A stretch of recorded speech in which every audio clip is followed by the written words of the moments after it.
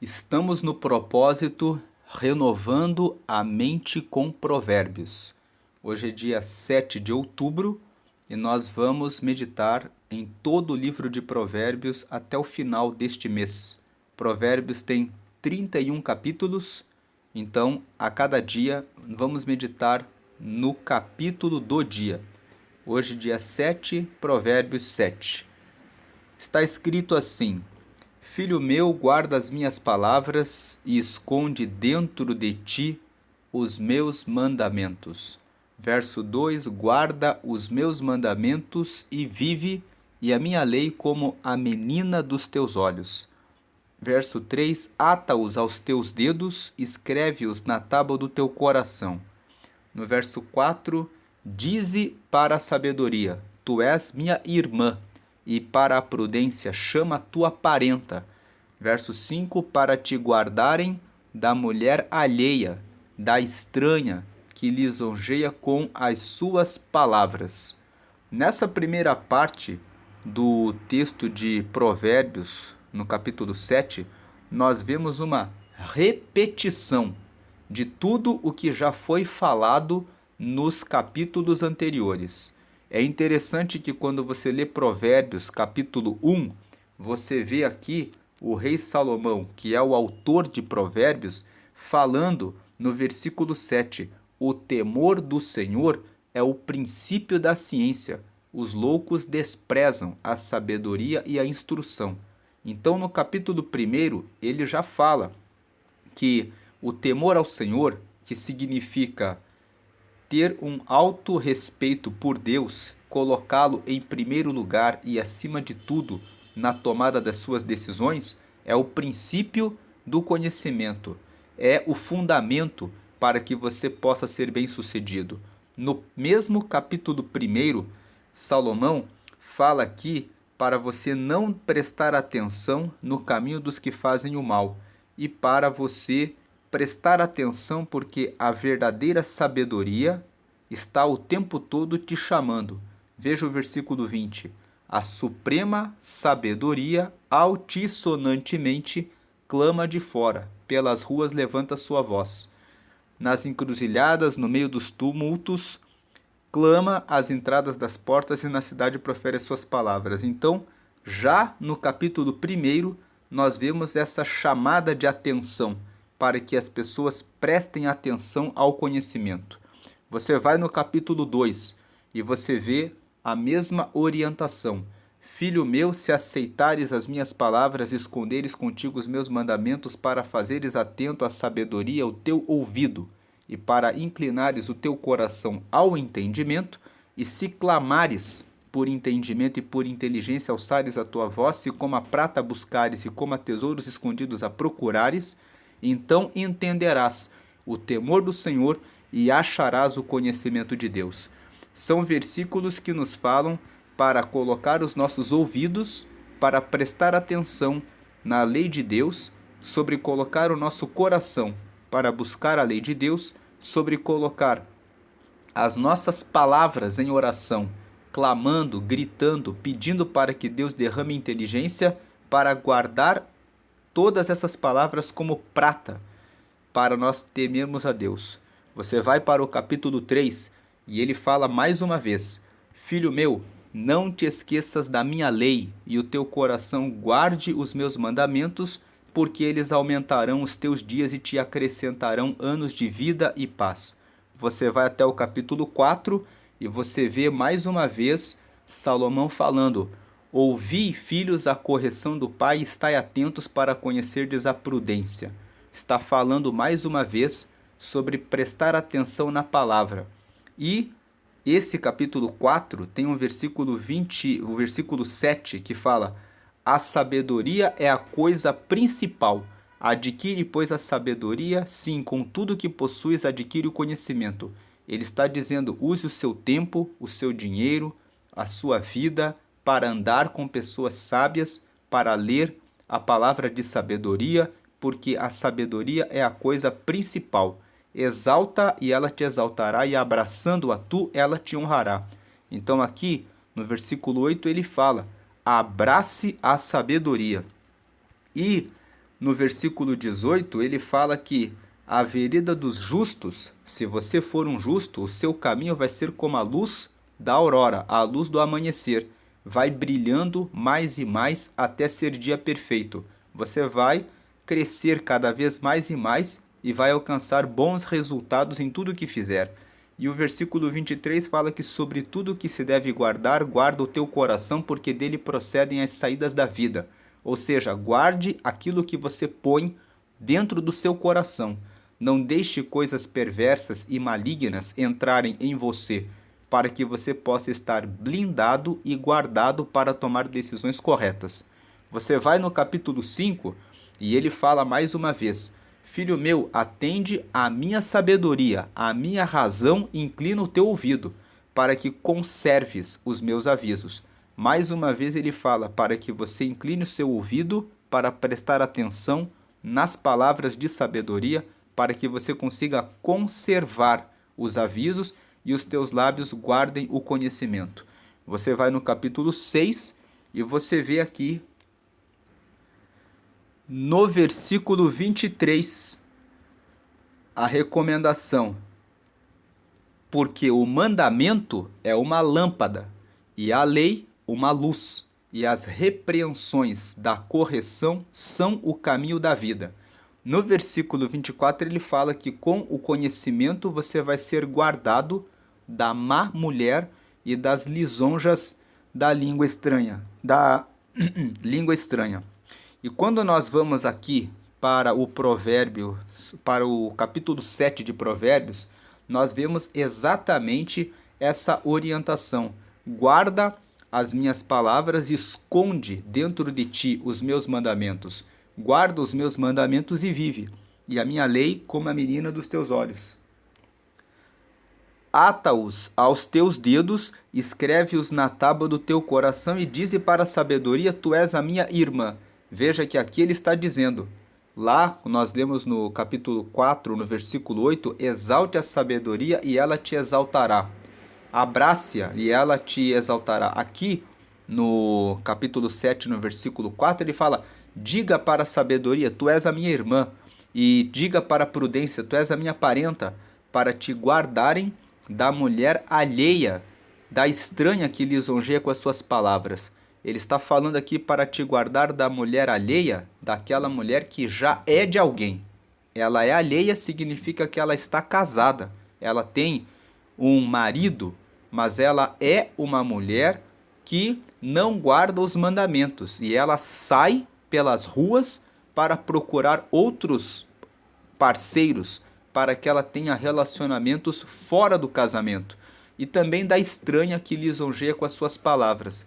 A estranha é aquela mulher que você não conhece, nunca viu, não é amiga de nenhum amigo seu e de repente você vai num shopping ou está passeando na rua ou de repente foi ao mercado ou de repente está em um estabelecimento comercial e ela coloca o olho dela no seu olho e ela vai até você e começa a abrir uma conversa e se apresentar para propor algo que vai te levar para uma fornicação, para um adultério, para uma relação extraconjugal, porque ela não tem compromisso com esses mandamentos.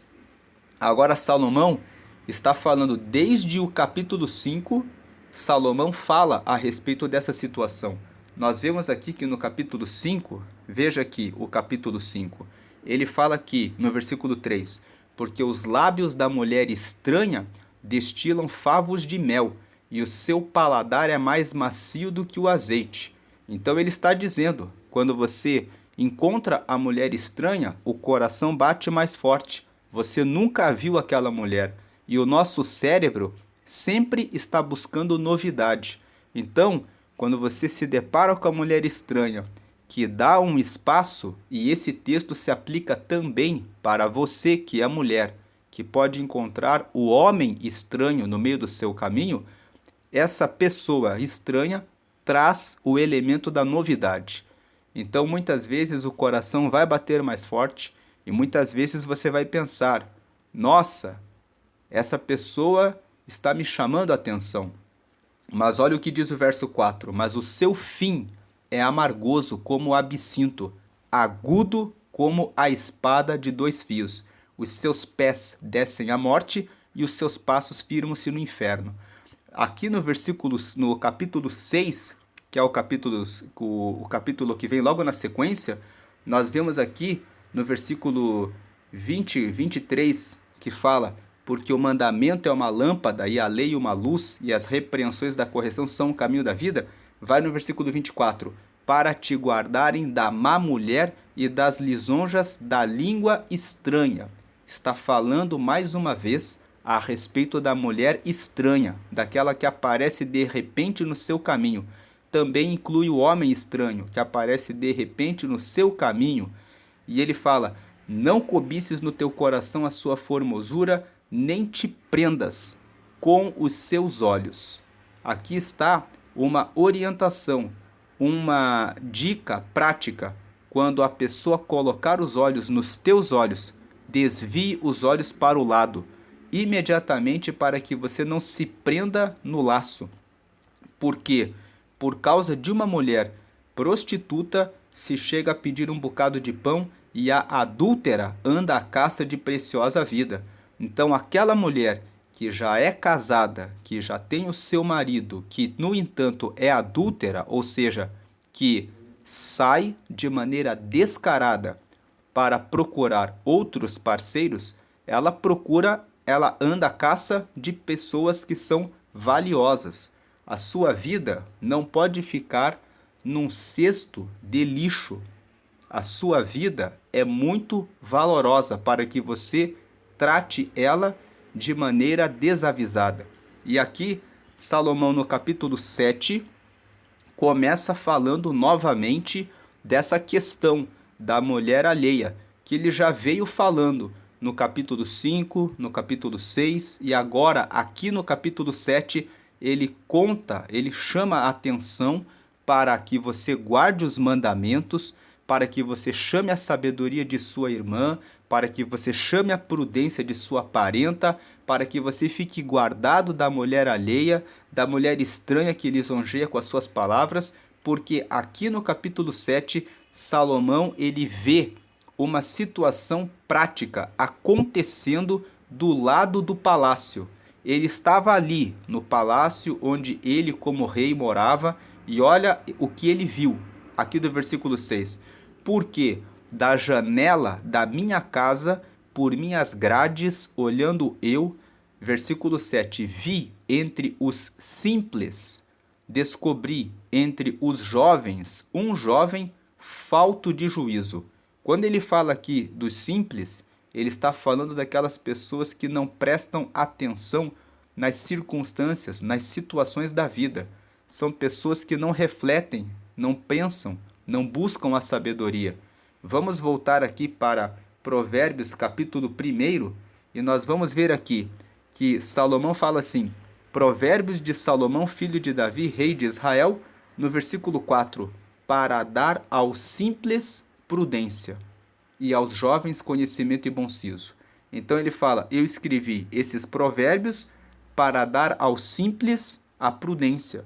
Ou seja, eu escrevi provérbios para que as pessoas leiam, para que as pessoas reflitam, para que meditem nisso.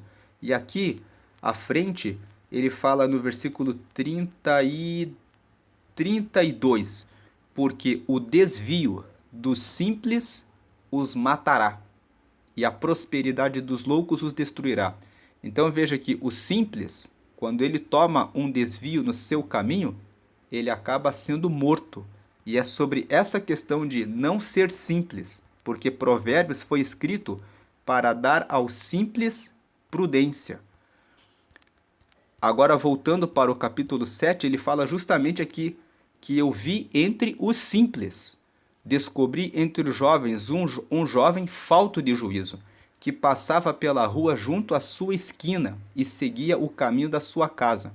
Versículo 9: no crepúsculo, à tarde do dia, na escuridão e trevas da noite. Versículo 10: e eis que uma mulher lhe saiu ao encontro com enfeites de prostituta e astuto coração.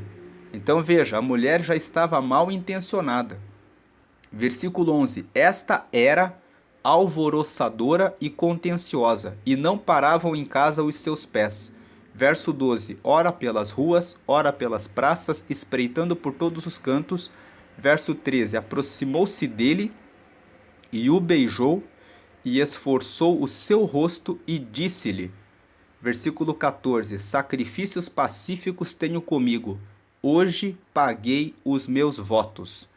Aqui, nesse trecho, como que Salomão sabia que essa mulher era alvoroçadora e contenciosa? Podemos deduzir aqui, desse trecho, que essa mulher era provavelmente alguém que morava numa das casas vizinhas ao palácio, porque Salomão apresenta para nós uma descrição de como ela era. Ele fala, ela era alvoroçadora e contenciosa. Então é provável que Salomão já tinha visto essa mulher vários dias, ora pelas ruas, ora pelas praças. E aqui ele está relatando um episódio que ele viu num dia específico. Quando ele estava na janela olhando, ele viu aquela mulher mais uma vez saindo com aquelas roupas provocantes de prostituta e encontrando esse jovem que é simples. E ele ficou ali, provavelmente próximo da janela, e pôde ouvir o diálogo que ela teve com esse jovem. E o que ela disse? E o que ele viu? Ele viu ela se aproximando dele, beijando ele, esforçando o rosto dele e dizendo o seguinte, versículo 14: Sacrifícios pacíficos eu tenho comigo, hoje paguei os meus votos. Veja, a mulher estava com roupas de prostituta, veio até o moço, esforçou o rosto dele, beijou o rosto dele e ainda disse que tinha feito sacrifícios pacíficos para Deus, que tinha pagado votos para Deus. E esse versículo 14 traz um alerta para aqueles que pensam que quando chegam a uma igreja ou a uma congregação, que encontrando uma mulher que está ali com roupas adequadas de uma mulher cristã, que ela realmente é uma cristã, mas não sabe o jovem, aquele que é simples, que para que você conheça uma pessoa é necessário que você tenha um tempo de convivência, é necessário que você conheça o seu passado para que você não caia numa situação ruim. Já comentei quando fizemos a meditação em Provérbios, no capítulo 5, que outro dia conheci um homem que se casou com uma mulher cristã na igreja. E depois de 1 ano de casamento, essa mulher disse para ele, eu quero abrir o relacionamento. E ele disse, como assim? E ela disse, no passado eu saía com muitos homens, e eu não tenho hábito de estar apenas com um homem, e eu já estou há 1 ano com você.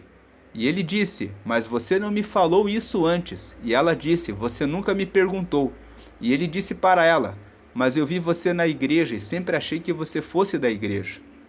Então eu comentei na meditação de Provérbios, no capítulo 5, que quando você conhece uma pessoa, você precisa perguntar e saber a respeito do passado dela.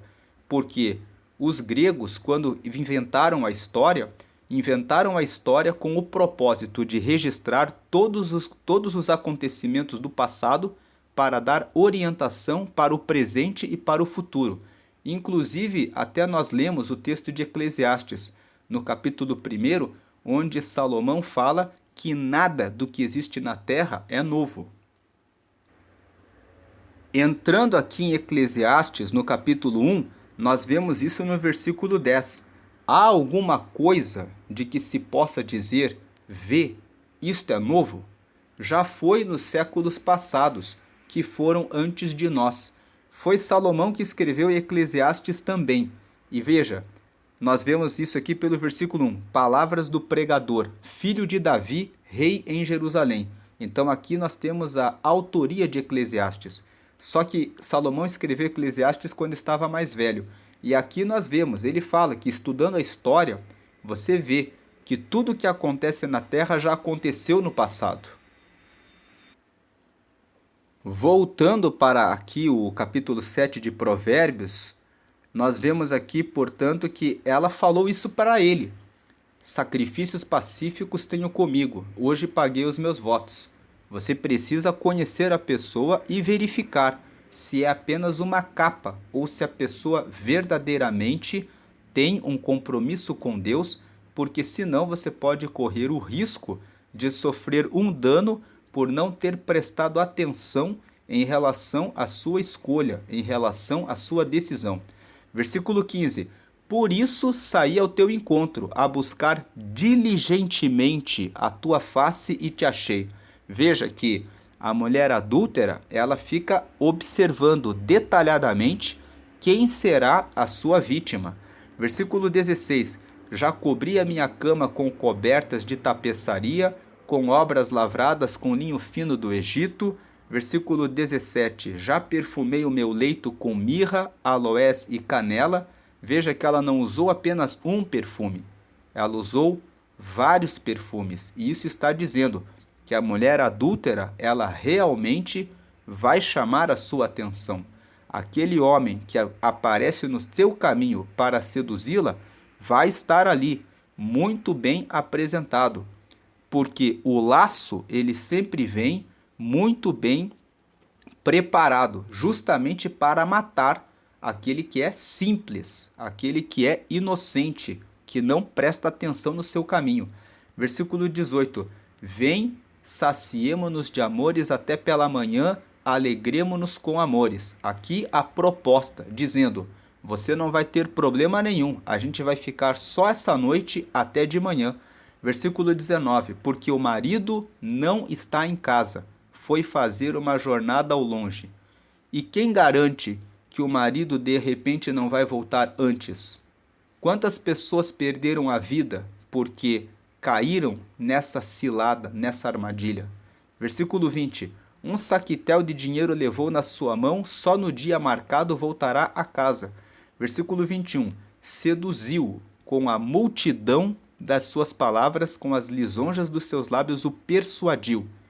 Veja que sempre que você deixar que a pessoa comece a falar, a fazer a sua proposta, você vai tropeçar. Nós lemos no texto de Gênesis que José foi seduzido pela mulher de Potifar, que era o seu patrão. Ela tentou seduzi-lo. Quando ela disse que gostaria de sair com ele, imediatamente ele disse para ela: Você é a esposa do meu senhor. Não farei isso com ele. E quando ela quis insistir, ele fugiu. Ele não permitiu que ela prolongasse a conversa. Como eu falei aqui nos versículos anteriores, se a pessoa coloca os olhos em você, imediatamente desvie os olhos para o lado. Você precisa cortar o laço imediatamente e não dar conversa. Versículo 22. E ele segue-a logo. Por que ele a seguiu? Porque ele ficou ouvindo o discurso dela. Ele permitiu que ela o convencesse. E além das palavras, ela estava com roupa de prostituta. E ela estava com os seus perfumes, então ele estava sendo seduzido pelos olhos, pelo olfato, pelo cheiro e também pelas palavras, ali o que ele estava escutando. Todo o contexto estava ali, levando ele para a situação da morte. Versículo 22. E ele segue-a logo como boi, que vai ao matadouro, e como louco ao castigo das prisões. Por que Salomão fala que ele é como louco que vai para o castigo das prisões? Porque todo aquele que cai, que tropeça nesse tipo de pecado, depois fica preso com as lembranças, com as memórias do cheiro daquele perfume, do toque que experimentou, da experiência que teve. Então ele fala que essa situação prenderá aquele que cair nela. Versículo 23. Até que a flecha lhe atravesse o fígado, como a ave que se apressa para o laço e não sabe que ele está ali contra a sua vida. Veja que ele usa uma metáfora, ele usa uma comparação. Ele fala assim: esse tipo de queda é como uma flecha que atravessa no fígado. você fica ali sangrando, pouco a pouco, sofrendo por causa daquilo que você deixou entrar na sua vida quando você se entrega para uma situação dessas. Versículo 24. Agora, pois, filhos, dai-me ouvidos e estai atentos às palavras da minha boca. Versículo 25. Não se desvie para os seus caminhos o teu coração, e não andes perdido nas suas veredas. 26. Porque há muitos feridos derribou, e são muitíssimos os que por ela foram mortos. Versículo 27. Caminhos de sepultura é a sua casa, os quais descem às câmaras da morte. O texto fala de sepultura, fala de morte, porque muitas pessoas que caem nesse tipo de pecado vivem depois procurando uma nova experiência e mais uma outra, e são muitos aqueles que não conseguem depois ter um casamento saudável, porque quando a pessoa se entrega para uma experiência como essa, ela guarda na sua lembrança situações que ela viveu e que no casamento podem atrapalhar. Vamos usar o próprio exemplo desse caso que eu mencionei, desse homem que se casou com essa mulher que não contou para ele sobre o seu passado. Ela vivenciou muitos relacionamentos. Depois de um ano casada, muito embora ela estivesse dentro da igreja, ela disse: eu preciso abrir o relacionamento. E aquele homem teve de pôr um fim naquele casamento para dar para ela a liberdade que ela queria ter. E ela estava dizendo: não consigo viver assim, pois ela se entregou a essa situação de adultério. E assim também existem homens que dizem que têm muita dificuldade de manter a fidelidade no casamento, porque não resistiram a um dia.